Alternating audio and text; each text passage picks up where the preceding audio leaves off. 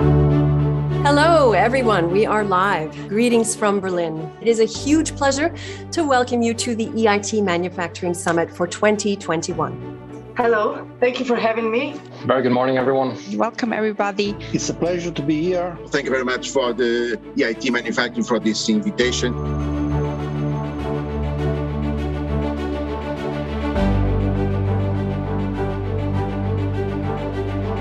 Manufacturing is a very human-centered operation. We're not going to build any cars or any machines, or we're not going to innovate anything if we don't have people that work with technology. To attract more young people to these areas, we need to start earlier. How can we skill the people? How can we upgrade their knowledge? This is our main challenge for the future, to make Europe a role model for sustainable and green production.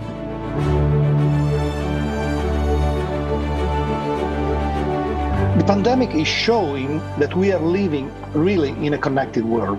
I always keep saying to my colleagues that it's people that make the difference.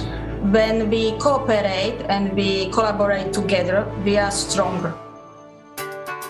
Clearly, we will never know what the future holds, but we can develop a shared understanding, a collective understanding, and we need to discuss the future. We don't know yet what we can call the final landscape. So what we can do as priority actions is to prepare the ground. New business models require new skills. Building moonshots. These are big ideas with big impact. They're intending to make the world a better place. In this transitional process, we do not leave anyone behind.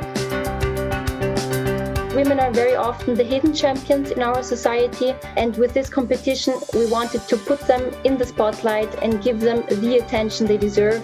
Well, thank you so much. This entire experience has been great. And I salute all the ladies. We are all leaders and we have the great responsibility to our planet. And this is the real competition that we have to win and that we are all leading forward. Thank you so much.